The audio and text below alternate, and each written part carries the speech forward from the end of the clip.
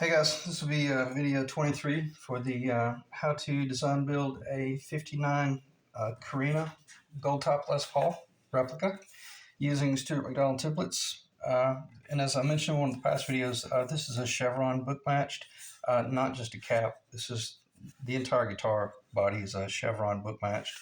Pretty rare. It's completely quarter sawn.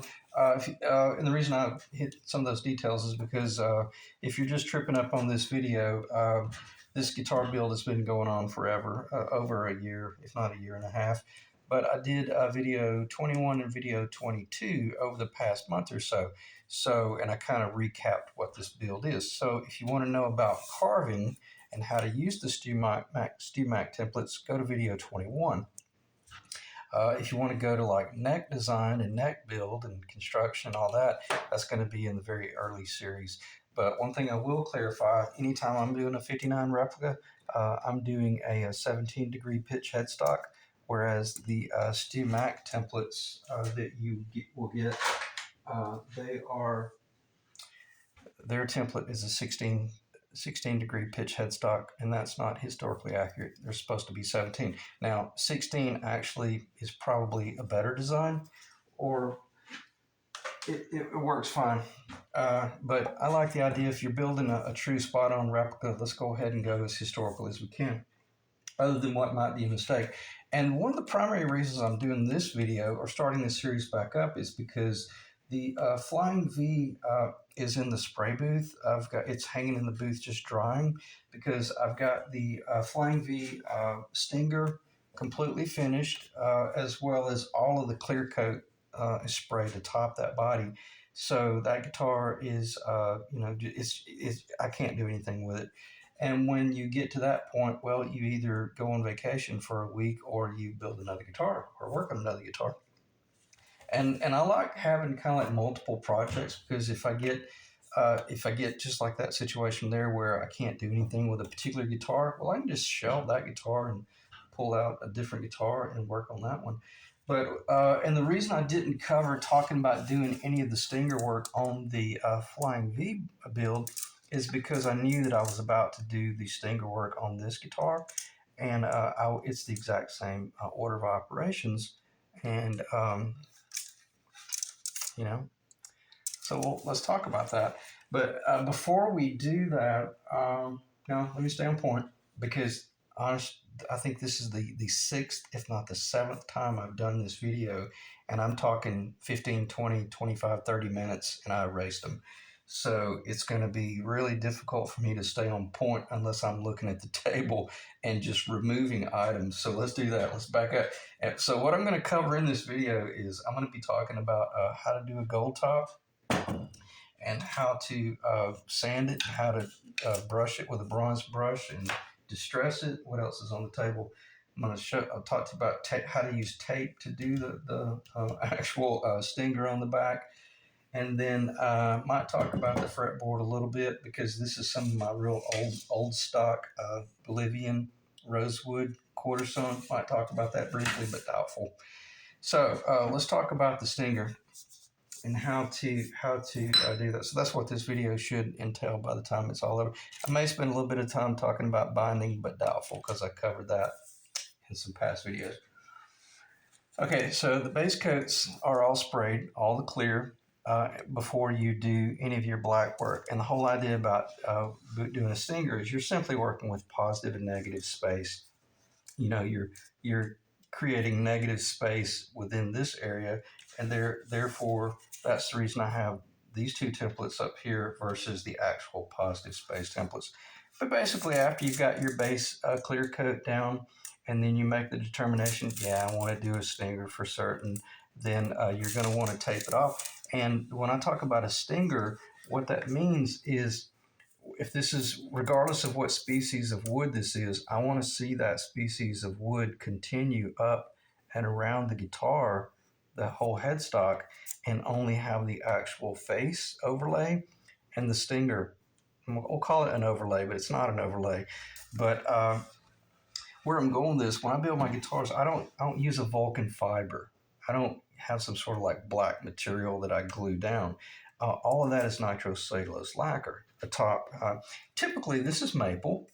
I'll do a maple veneer um, overlay. It's super super thin, but then once I'm getting ready to actual finish it, well, I have to offset my tape whatever thickness that I want the black to make it appear as though it is an overlay or sprayed on, which is fine.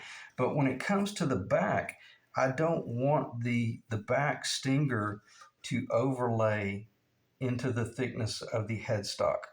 So to recap that, when I'm spraying my overlay, I do want my overlay to overhang and create a false thickness there, or a visual thickness there. But then when it comes to the stinger, I want it to remain basically right on the edge of the profile. So when you're doing your taping, obviously you have to accommodate for that. So obviously I offset about a 16th of an inch on the top, maybe a little bit less.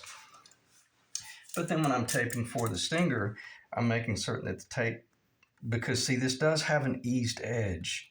You can't have a precise sharp edge. It won't accept the paint or the clear coat. So you have to ease that edge a little bit. But so therein lies the question: well, do I allow the tape to roll up here and be flat for the surface? No, I just put the tape on. This thing's heavy. I just put the tape where I'm looking down. As long as I'm putting the tape down and I'm looking straight down on it, I can't see the wood.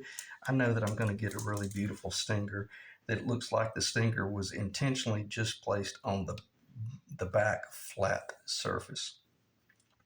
And as I've already recapped multiple times, you do want the overlay to actually overhang a little bit as well, up here as well. Can't turn the guitar around.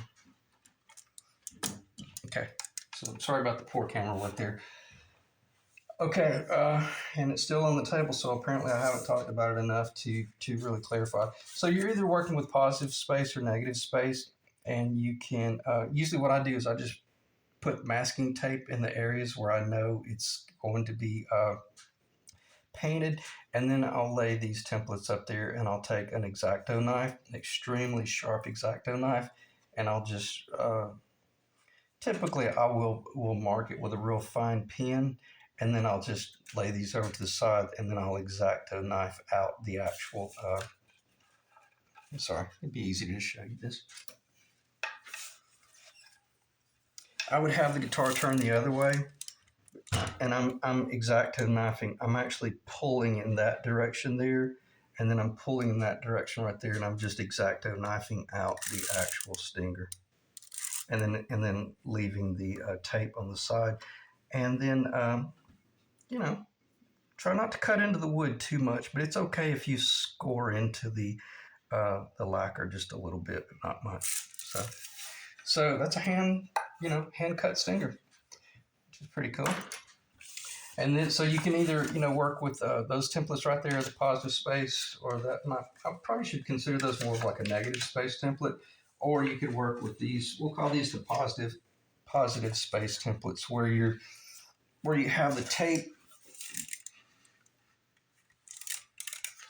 and then you've defined. And sometimes these work really well as well. Well, to be honest with you, that's exactly how I did this one. I forgot.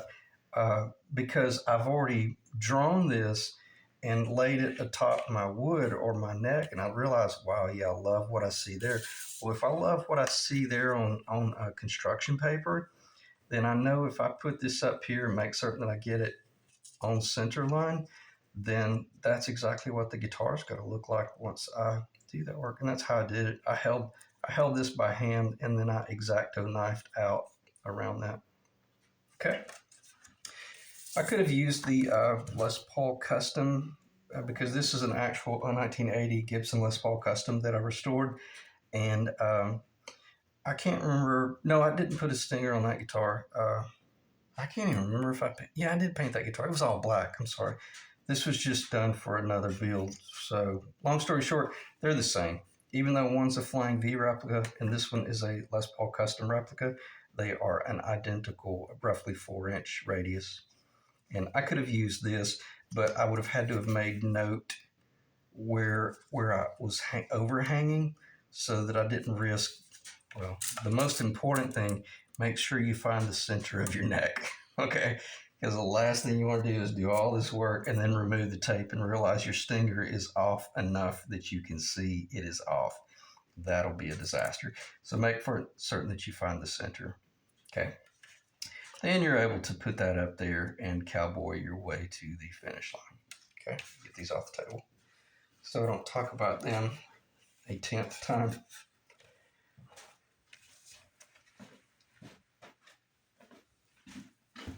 Check the time.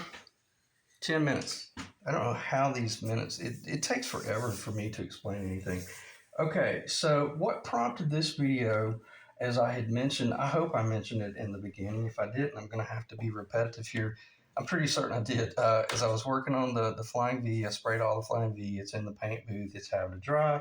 And the frustrating thing is, even about the Flying V, I ordered this stuff right after Christmas, and it got shipped, and it ended up being it took a week and a half to get the black nitrocellulose lacquer. And I think I'd mentioned that in one of the Flying V videos.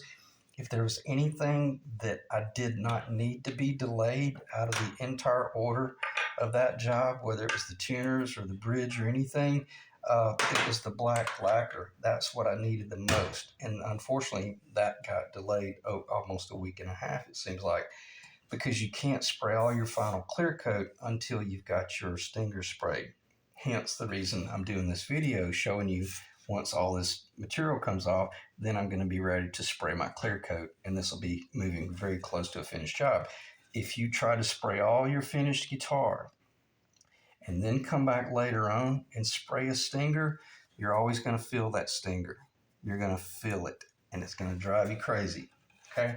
So any of you guys that have ever done two-tone paint work, or like pinstriping or rally striping and stuff like that, you know the importance of doing a little bit of base color work, then do your rally stripes, remove your tape, then spray some clear, and then start building your clear coats, so that after it's all said and done, it's beautiful, and it's also not going to risk getting scratched or scraped. So on that note, got delayed a little bit on the black, but it prompted me to do this video and talk about the fact that also when I was filming this thing last month, in one of the past videos, I'd made the statement about I wasn't certain if I wanted to do more carving and more profile work. Well, I should have left it alone, but I did. And what prompted this video, or actually what prompted the extreme delay, was I didn't carve away enough material right here. I had come up here, and all of a sudden it kind of got bland and flat, and I wanted to carve a little bit more of that out to just create a more beautiful transition in all this pinch work and feather work, because I wasn't really worried about how 1950s Les Pauls were built as much as I wanted to do kind of like my own arch top. Well, when I started scraping away at that, this is the first time I had ever worked with the gold spray, the gold lacquer. It didn't cover very well at all, and I got myself in trouble where I ran out of the gold lacquer, and I realized that, oh wow, I'm running low, I'm really running out. So I started thinning it a little bit with my nitrocellulose, whether it was clear or whether it had some of the honey amber in it, trans tint, which is what you're seeing right there, like one drop of honey amber in there. Well, what was really amazing, it was gold. When I shook it up, you could still see the gold flake in it, and I would spray it a little bit, and then kind of wait and watch it level, and it's like it almost covered, but unfortunately, almost is not finished. So I got a real thin spot right there, and a real thin spot right here that. And that's actually fairly thin around the perimeter, which that's kind of cool. That's all right. That's really not that big of a deal. It's definitely thin right here. But I didn't want to see that eyesore right there. So on that note, I ordered some more lacquer, got it in last month, and then ended up doing another project. I sold the Flying V, so that became my priority. So this thing just got shelved. Hence the reason I haven't done a video related to this build in so long. It's been about a month. But also because I knew I had screwed up, and I didn't have my body profile shaped exactly where I wanted it before I started spraying on my gold. Okay, no big deal, because that's just building a guitar, and also it's because it's my first gold top as well. But I don't know if you can see some of this hazing and relic work that I've done. I'm going to talk a little bit about that, how I did that with the bronze brush that you can just get like at your discount building supply. In case I forget, you just brush it, brush some character into it.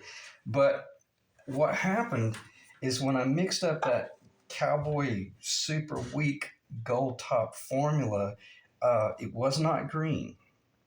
But then after it sat on the shelf over there for about a week or so, all of a sudden it turned green, and it was kind of like apparently that's kind of like a relic verde green, or that gives you that real deep dark vintage color. So, or maybe all gold top tints have a little bit of green in them, but just take a mental image of that. If you had some trans tint that's green, I'm gonna stop because I don't know. Yeah, I'm gonna stop because I was about to say you might be able to make your own gold top. I'm just gonna stop because I don't. I think it's better just spend $10 and buy some lacquer gold that is really nice. It's a beautiful color, and it would have been fine right out of the can. But to me, it just was not vintage enough. It just looked like gold lacquer, and we don't want it to look like just a gold lacquer. We want it to look like we want it to look 70 years old. And that was my primary objective with this guitar, is to try to distress this one a little bit, which is kind of out of character for me. I typically don't do stressing. I don't do relic work. However, I am going to do that a little bit with this guitar. So it prompted me to, and I'll just recap, or it prompted me to do this video and talk about, doing the stinger and doing the gold. That's the primary objective I have with this video right here. And then I got to thinking, I thought, well, it'll also give me the opportunity to recap how it was I came up with my own custom gold color. So I'm going to do that. I'm going to actually mix my own custom color on camera, real time, and we're going to see if it works. And basically what it boils down to is, let me get my paper towel. You could do this to achieve that real dark 50 skull top color. Check the time. 18 minutes. Not too bad. I'll try to keep this under 2 hours. Fortunately, my camera automatically cuts me off about right at 1 hour, so that's actually great. Otherwise, I probably would be doing 3-hour videos. Okay, so when I saw this sitting over there, as you can see, I was trying to just mentalize the amount of lacquer that my clear coat, because this stuff is not cheap. So I was working with about, whatever, we'll say 1 ounce or something like that, half an ounce. And then when I realized it turned green, I realized, well, okay, all I got to do when I buy my new gold is I'll start mixing. Let me back up, and I'm not digressing here. When I first made my gold top color, I poured every bit of this over into one of these canisters, clear. Didn't put any tint work. Then I had another glass canister where I had, I had about that much lacquer in here, and I dropped 1 drop of the honey amber down in there and achieved that color right there. It's basically just a real beautiful vintage honey amber. And I put that over to the side. So I got this can with all the gold. I got this little jar with all the gold in it. No color mix, no tint, it wasn't even thinned. Then I realized, okay, all I really want to do is just darken it a little bit. So then I started pouring some of this honey amber over into my gold, which is what I'm about to do here. And then I just started shaking it up, and immediately I realized, oh wow, that's a beautiful, beautiful color of gold, and I don't want to do anything else to it. I don't need to do any like Verde green, and unbeknownst to me, it already had the green in it. So I got a sneaky suspicion that that's probably what gave this its true vintage color. Is this already had the green tint in it? And before I shook this up, it had been sitting on the shelf over there for about a week or so, and it was all clear and all the solids was at the bottom, and you could look through it and you could see the green even in the clear. So let's take what remnant had left over with the green, and let's pour the gold. I don't know if that's got a cap. No, it doesn't. Okay. Smells like lacquer. It's fairly thin. Uh, so I'm not going to use any lacquer just yet, but I'll show you a trick. Take your quart can, puncture a hole in the middle, and when you buy your gallon of lacquer, just keep a little bit of lacquer in here. That way you can just do minimal dripping. Add that right there. So tighten it back up.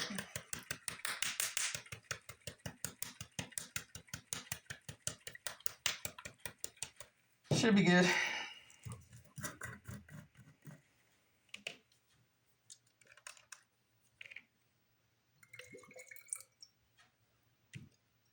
It'd be pretty cool if you could do that and get it to what's the word? Coagulate, I think is the word. I may be wrong. That'd be a cool finish where you could see the green and the gold. But let's not attempt that, because I got to tell you, I really admire the guys that can do that. I poured about 1/3 of that little bottle over in there, and the only reason I did that is because I've got another guitar over here that I'm considering doing a gold top. So, but I also now see I haven't done my honey amber yet, and also by putting this in the glass, I can see how dense it is. Very heavily concentrated. That glass is just staying completely solid. I can't see through that at all, and I don't like that, because I'm not painting. I'm not painting a wheelbarrow. And see how you just have like the gold. I don't know if you can see that. I can see it. Try to do this without hurting that neck. See, that's not vintage enough to me at all. So, and how did I achieve my vintage? With my thin down nitrocellulose here. And let's see what happens. I'm just going to cowboy this, and it might be that I'm just going to pour all of that in there. I apologize if that's not on the camera, but it's pretty obvious what I'm doing. Okay, now at this point, we got all of this really high quality tint in there. And we know that this is super thick. So let's just go ahead and put our lacquer.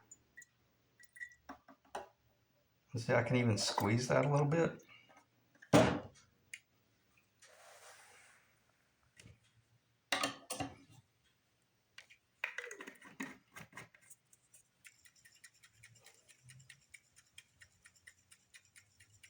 So I'm actually cleaning my canister as well as still getting the remnant of the tint. Because see, I definitely needed to thin my gold. And let's see if we can watch it. I should have poured it in slow. You can kind of see the darkness in there, how it already darkened it a little bit. Yeah, see, it's a little bit darker. And that's getting closer. I'm gonna take a little bit of, no, I better not, because that would get me, that would get you in major trouble if you just put a drop down in there. It might blow your mind how much it would change, and you would lose your gold. Let's take a chance and let's see, because I didn't pour off all of my fresh gold there. And there's a possibility when I do my final gold work, I'm going to be spraying blotchy dark spots. So let's take a chance and let's see what happens if we put just one drop. All right, let's take an image of our gold, and let's see what happens when we put one drop of the straight honey amber. If you want to, you can wear gloves with this, but if you want to be safe, just remove the cap in a paper towel. You should be fine. And it might shock me. It might not change as much as I think. So,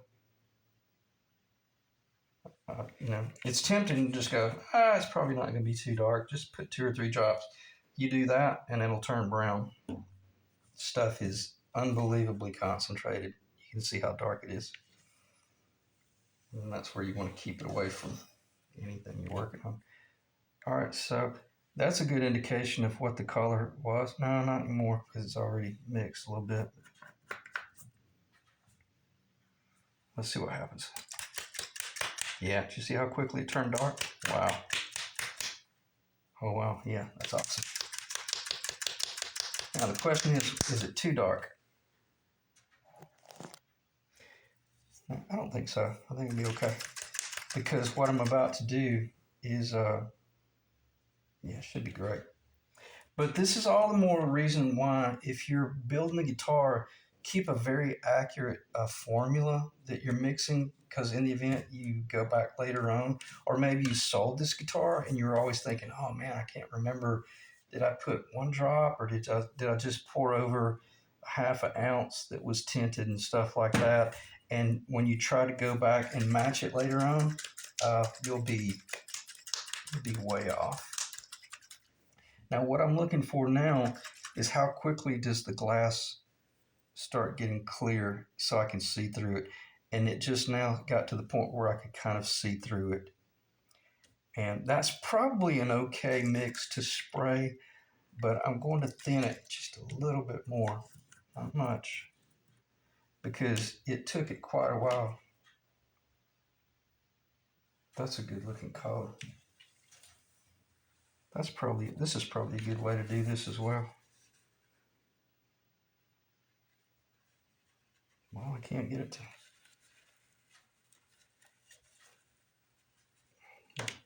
That's probably the best way to determine what would the color truly look like if you just painted it. If you just painted it solid. It's a good looking color. I think it might be a little bit darker than what I've got. And that's okay. That's cool, because I was going to do a kind of a blotchy ordeal anyway. Okay, so we can get that off the table. And that's tight. So in other words, we want, at this point, now if you were getting ready to spray a whole guitar, then this is where you would just start adding your clear and then achieving the color you wanted. And then there at the very last, then you're actually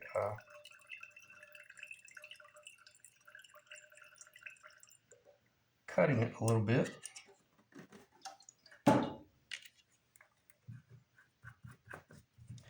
And what I'm talking about here is once I shake this, I want to see that glass clear up. No, not immediately.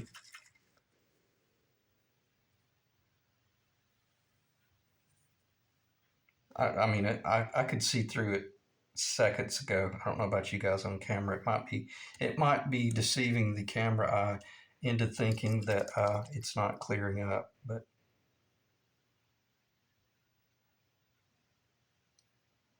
okay.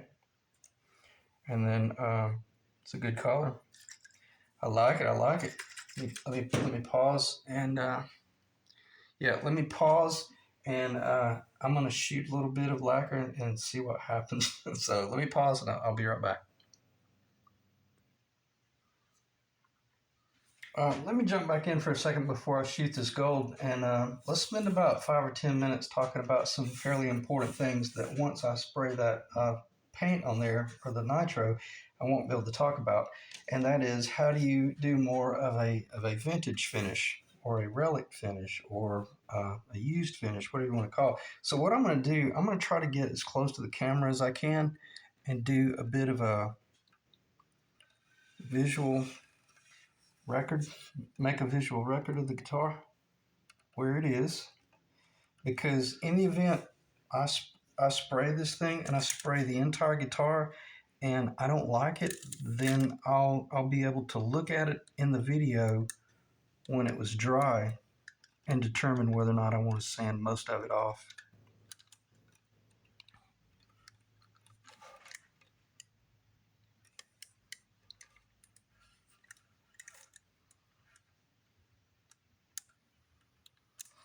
I'm fairly happy with what I've got. I got to shoot really straight with you. If I hadn't screwed that up, this thing would have been finished. It would have been fine, but I can't leave that blotch there.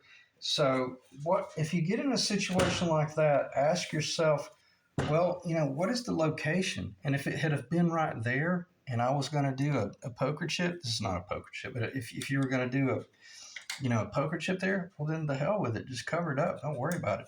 And therein prompted me to think about, hey man, let me, if because there's a light spot right there that I don't want to come down with a formula that I mixed up a month later and try to spray in that area to cover something that's probably going to be concealed anyway. Because this guitar is very, very likely going to get the B7. This is obviously a B6 from my 6120 Gretsch, but nonetheless, it looks like a Bixby because it is a Bixby.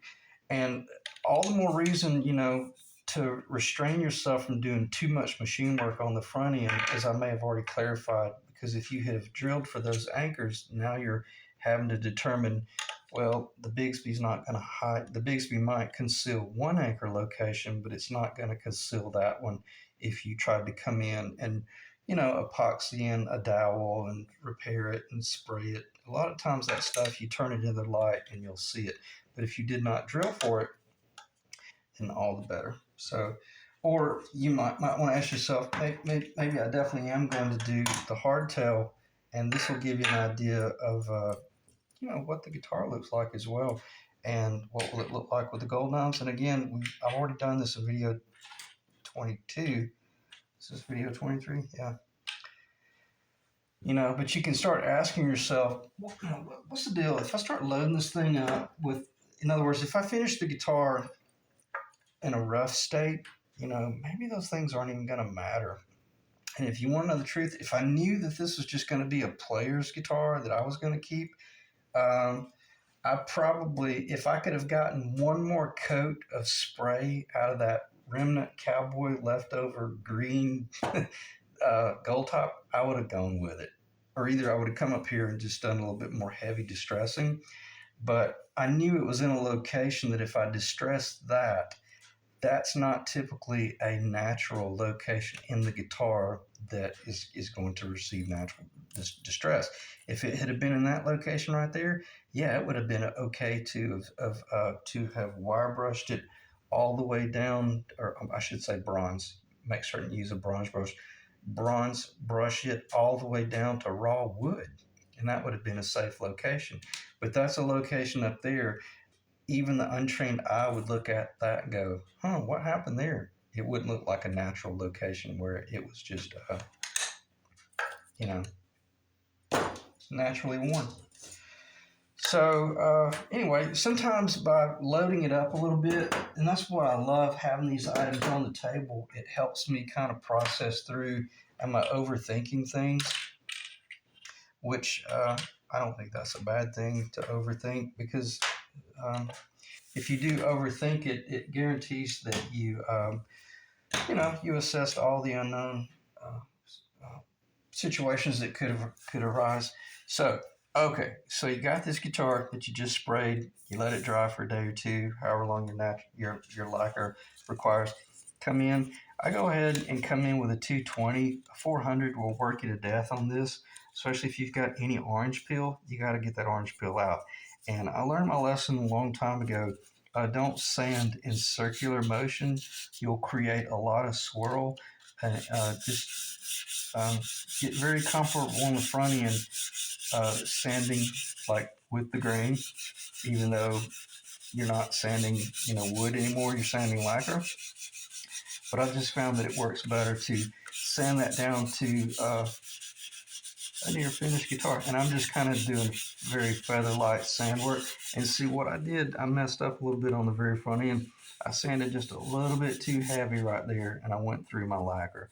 And when I did that, I ran into this problematic situation where I was trying to play catch up and cover that scab. But then as I did that, then it got excess lacquer around it. And then I was trying to sand that down. So it became a bit of a nightmare, primarily just because I rarely paint solid color guitars. I typically used to always just do clear cut guitars. And this is the first gold top that I ever built. So, nonetheless, so just train yourself to stay real straight, and then paper towel works fine. And actually, when you're finished polishing, don't even swirl with your paper towel. That will introduce swirl, especially in a black guitar. So try to train yourself to always, you know, stay along that line. And then after you get it down to where you want, now this is where you start doing your distress work. I hope that's showing up. Let me just stop breathing.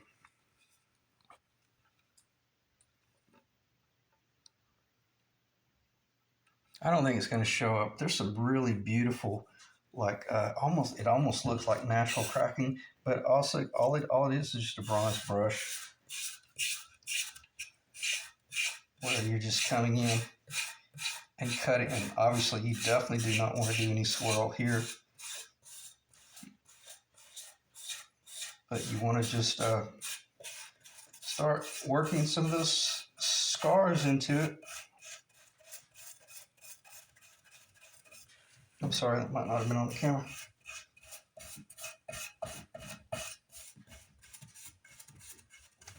And thinking about this guitar, and as I had mentioned in, I think, video 21 or 22, one of those two videos, I mentioned, hey, when you're doing your finish work, this is probably in video 21, if you're going to consider doing a distressed guitar, man, just go online and look at some of the authentic pictures, and we can all tell which ones are authentic and which ones are fake. Just find a truly authentic guitar and ask yourself, is there any way I can replicate that, 70-year-old worn out top? Then if you can, then you need to get a job in the custom shop in Nashville, because that's hard to do. And I'll shoot straight with you. I'm not very good at doing. I'm not good at all achieving like Murphy Lab type finishes. I don't know how to do that stuff. I talked to Phil Jones about that briefly, and the only thing I had learned from Phil Jones was how you can use muriatic acid very cautiously, or just the fumes of the muriatic acid to age parts. And that was like back in early 2000. And I was like, oh my God, that stuff, none of that information was online. I had met Phil at Gruen Guitars up in Nashville. It's like circa 2002, 2003 maybe. Super nice guy. Have no idea about his whereabouts. I haven't seen any online presence or anything, and I don't think he works at Gruen anymore. But and I've done a search, and I can't really find any information. Phil Jones, he was the first, to my knowledge, the first employee of the Gibson Custom Shop in the early 90s. And probably worked right alongside, oh wow, what's the guy? Tim something? Tim Shaw. Probably worked very close with Tim Shaw. And for all I know, Phil Jones might have been the one that was teaching Tim Shaw how to do that type of work. I know Tim Shaw was more of a pickup guy, so I don't know if he did any finish work, but I know Phil Jones actually was a builder. He actually built guitars as well. Extremely knowledgeable about the vintage stuff. So there you have it. Let's see if that's showing up in the camera.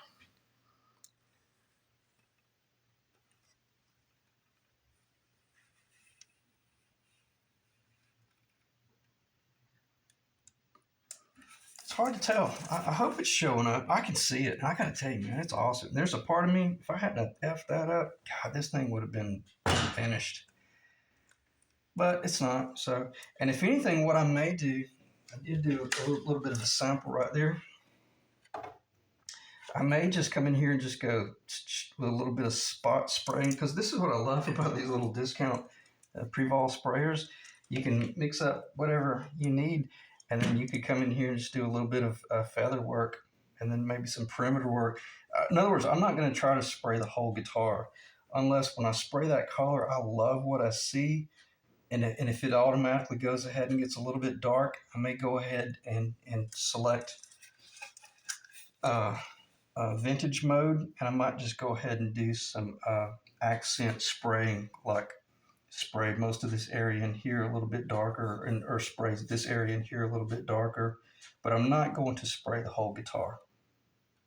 Okay, so we talked about the mock-up a little bit. Don't need to talk about that anymore. I'll pause again, I'll do that intentionally. I'll just spray just that corner, and then we'll come back and we'll monitor what it is that I pulled off, and then we'll go from there. Because if I screw something up really bad, well, it's a lot easier to just let that dry for a few hours and then just sand off that top. So rather than if I sprayed the whole guitar, only to realize that, wow, I should have just left the whole thing alone. Okay, so let me pause. Okay, took about 4 minutes. Have no idea what it's going to look like on camera. If anything, I know it's probably going to look lighter because it hasn't dried yet. But I went ahead and just sprayed some of the areas that were thin, and I just kind of fogged that a little bit because I definitely want this area to be left fairly thin. And if anything, I want to be able to see the Honduran mahogany somewhere atop this guitar, because see, this is a Honduran mahogany top rather than a maple top. And I want me personally, I want to remember that as well, because a year from now I might look at that and I'll be asking myself, God, did I do a maple top or what did I do? If I look down and see that mahogany, then I know. Okay, so I did not spray any in here. I only fogged right here a little bit. I did a little bit of a sunburst perimeter down here, and I went ahead and sprayed up in here and covered that thin spot, but I didn't spray any of this right here at all. I did do a little bit of a sunburst right here, only because I had some thin spots in here that I'm not so certain I wanted to keep. See how quickly it dries? That was just minutes ago. It's already dry. But not really ready to start sanding or anything. You want to let it set for a while. But as soon as you spray with the Prevol,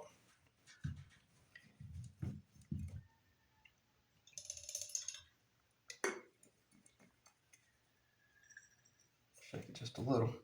Then what I do is clean out the gun. Okay.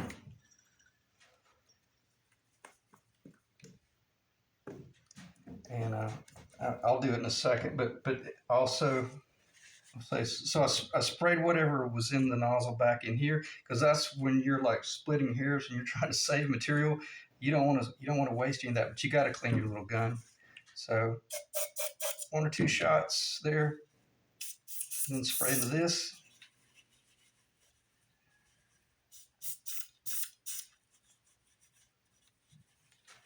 And what you could do with this gun now, you could actually put the cap on this, put this on the shelf, pick it up 3 weeks later, do the job again. It's exactly what I did. You can see the gold in here. This is the actual canister I used a month ago. So as long as you clean it properly, and you saw how quickly it took very minimal amount of lacquer thinner to clean the gun. And not only that, but we were conscientious about saving the material. We sprayed it back in that canister there. So you can buy these for, I think, $7 for the canister, the tip, and 1 bottle for like $7. And if you're spraying a really thick material, you can remove this bottom cap and it will siphon up a thicker material. So, and then before you know it, you got 7 or 8 of these in your shop, and they're awesome because you saw me in the beginning of the video how I mixed up and started you know, just doing my mix work, my color work. So let's see what this might look like now since it's dried a little bit. And when I review this video, I'll be able to determine, oh yeah, wow, it looks much more gold or it's much more something. Right now it looks too light, and it almost looks like it's blushing. It may be a mean blushing because it's a little bit cold in the shop over there where I sprayed that. We'll see. And if not, worst case scenario, as I mentioned, I'll just sand it off. Okay.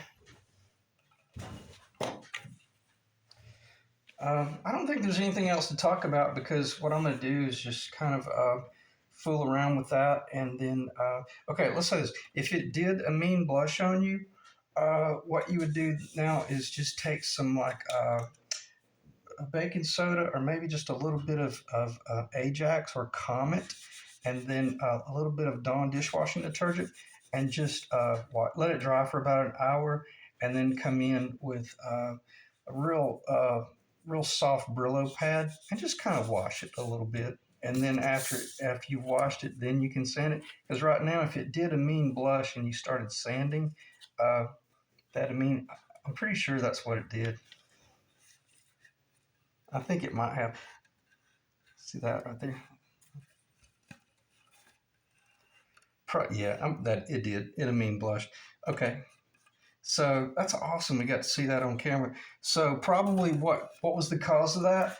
I did not heat the lacquer.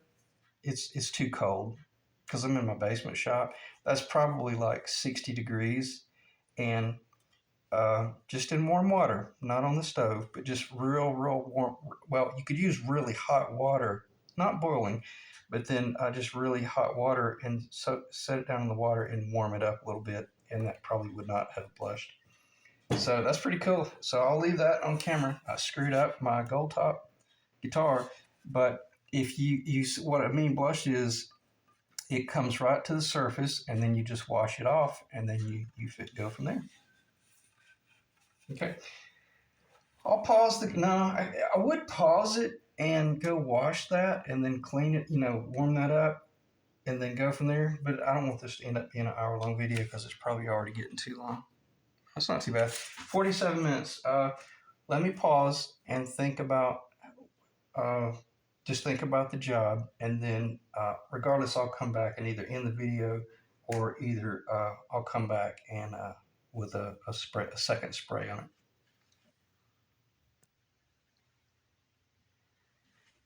Okay, it's only been about 5 minutes or so, and I got a thing I thought, I completely forgot to finish the video with taking all this material off and showing the stinger and the headstock work. So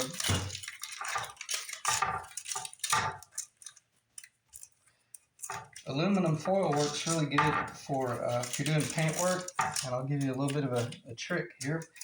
If you are painting like automotive, you can use, let's say you're going to repaint an engine, you can wrap aluminum foil around all the items that you don't want painted, and then it's just, it'll self-adhese.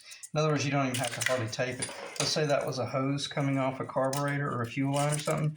You just wrap that around the fuel line, and then cover the carburetor, and then spray, then only tape around the fitting, and then spray around it, and then just reach down there and remove it. It comes right off. Works well.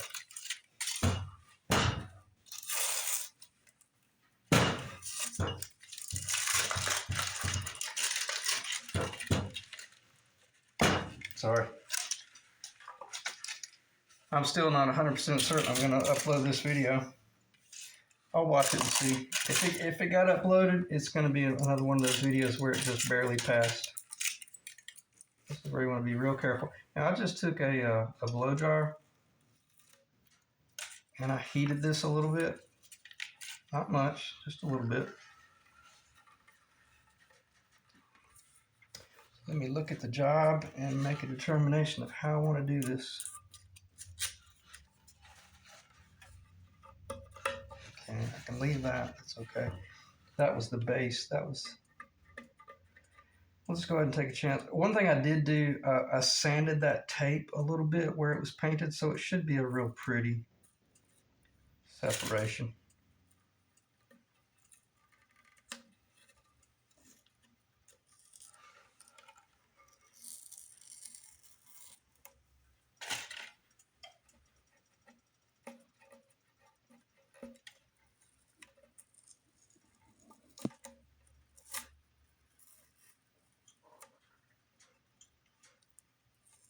Sorry if my cat was on the camera. I should have been.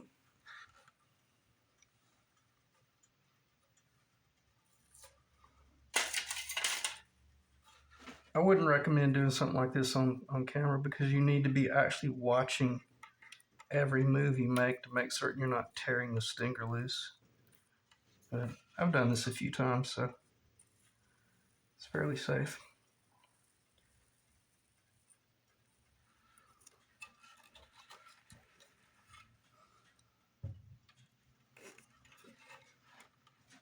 Sorry, I'm doing the best I can to keep it in the camera, but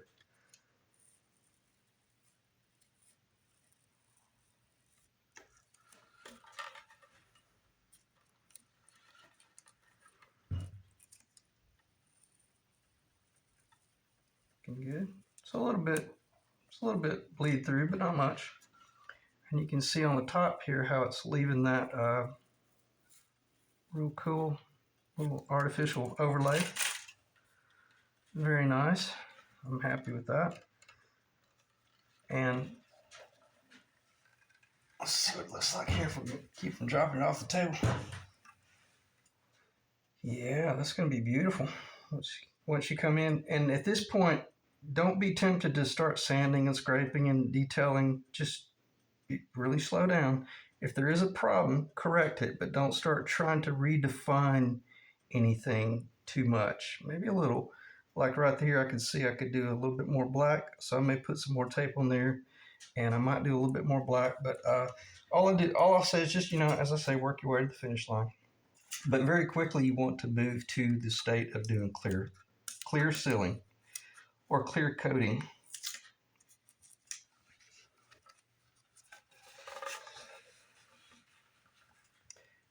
It's hard to do this on camera, and then not only that, then do it left-handed. Check the time. 52 minutes.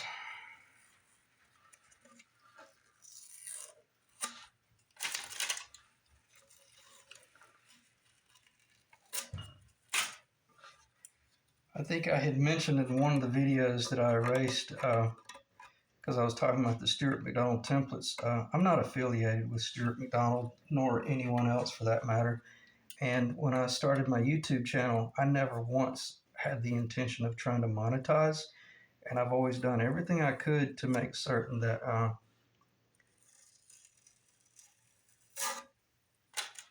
I didn't get any advertising, or at least minimize the advertising.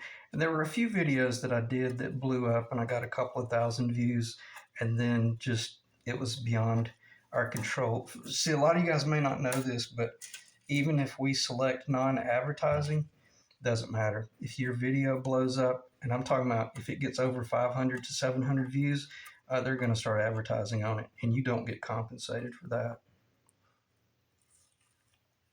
And you actually don't get compensated unless you have 1,000 subscribers or more.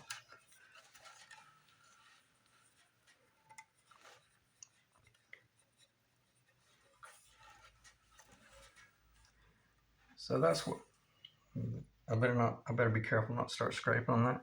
I see a little bit of a imperfection there on the bottom, but I can clean that up with ease. So that's how you do a stinger or an overlay. It's looking good so far. All right, let me pause and clean up the table, and then I'll come back and figure out how to end the video.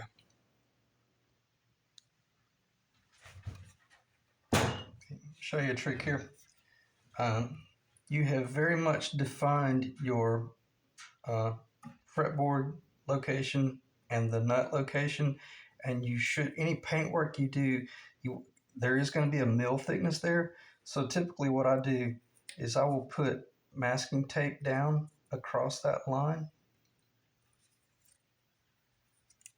Okay, I'll put the masking tape down, and then I will take a piece of maple veneer and put masking tape on it, and then glue the two together. If anything, I want to build a little bit of a wall there. So if I did some heavy spray work, it would kind of build up right there. Once I remove that, now I've got somewhere, I don't have a nut, I don't have a bone nut. I'm looking at one, but it's in a plastic container, but then I've got somewhere to slide the nut up against. Because right now, I can feel my fingernail catching on that paint just a little. So I got to be real careful to protect that as well. But for the most part, that's just, it's usually one of those things, like I say, it's 2 steps forward, 1 step back, 3 steps forward, 1 step back. It's a little bit sloppy right there. I got to do a little bit of touch-up work on that, but it'll be good. That should be pretty cool looking right there. Sorry about that. Sometimes I forget people are using earbuds, and then I'll throw a screwdriver down. I like it. It took a long time to get there, but then at this point, you don't want to shelve this guitar now. You want to go ahead and clean up whatever you're not happy with, or what is not perfect, and then very quickly get a clear coat atop it. Okay. All right, and as far as the amine blush, that was pretty cool that happened on camera, and I got to show you what happens when. I'm sorry, it's not amine blush. I'm bad about calling it amine blushing. Amine blushing is what you get when you're doing epoxy work, that your epoxy actually screws up and your epoxy blushes. Well, then that's called amine blushing. But when you're just doing paint work or lacquer work, that's just called blushing. And what it is, the surface below it, you sprayed a little bit too thick, and then it didn't get to cure properly, or either the surface was real cold or the chemical was real cold. And what I did, I got a blow dryer and I heated it up, and right now I'm warming that lacquer. So after about another 20 or 30 minutes, I'm going to take this upstairs and I'm going to wash it, and then I'm going to spray it again. Or I might realize that a lot of times, don't feel like just because you got blush work here that you're going to have to repaint. A lot of times you just wash off that amine blush and the paint is beautiful.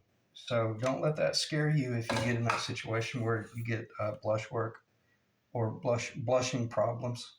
Okay, so that was kind of cool that happened in real time. Now I will check the time and probably end the video right there. 57 minutes. Let me pause briefly and then we'll go from there. Okay, let's spend the last 2 or 3 minutes redeeming myself here.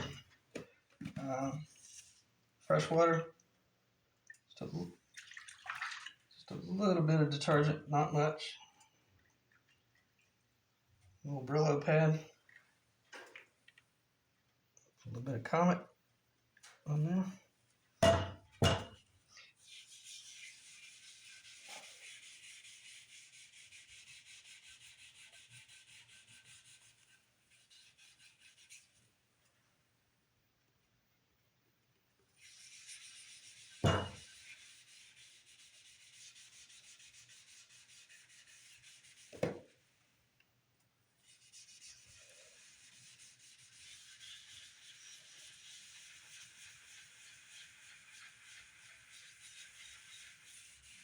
All right, since the video is about to end, let me see.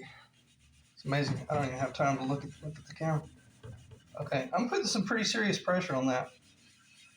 So wash it like a really dirty car. And now let's hope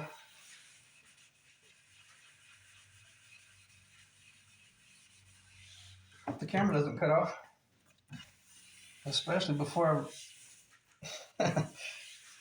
it looks like it's going to be fine.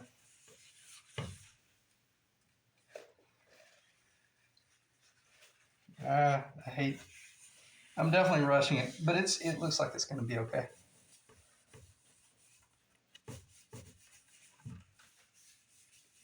So you can see how it's coming out. There's still a little bit of blush right there, but I'm obviously rushing through this really bad. Didn't do anything on the bottom there, so looks like it's going to be okay.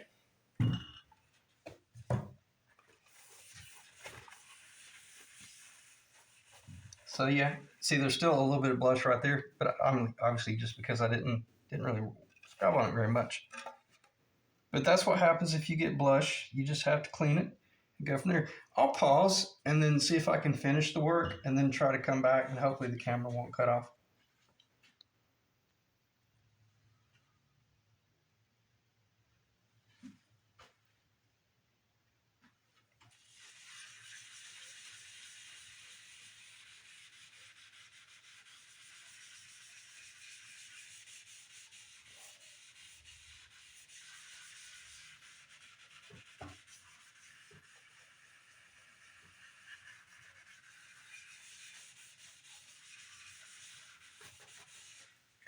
Should be able to center that. It's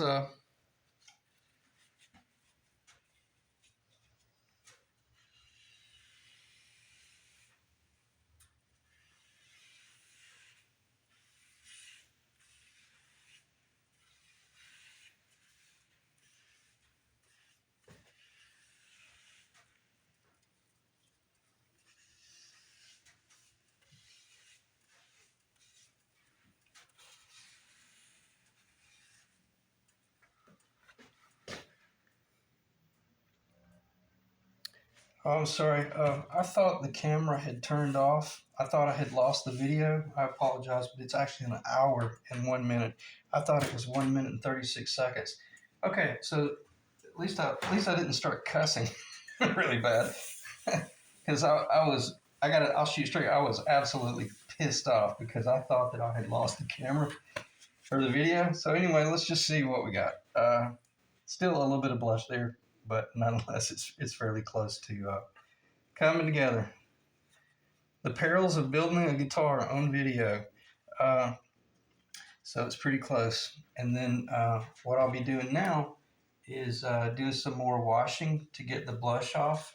And then once you wash it, then you can actually sand it with the like 400 grit and then start doing your final clear cut work. So I apologize for the disarray there at the end, but as I say, build your own guitar and do the best you can. But otherwise, I appreciate you guys dropping in, and I can't think of what else to cover. I don't think there's going to be enough time to cover anything, but I'll try to get a screenshot of the. I'll do a quick reverse flyby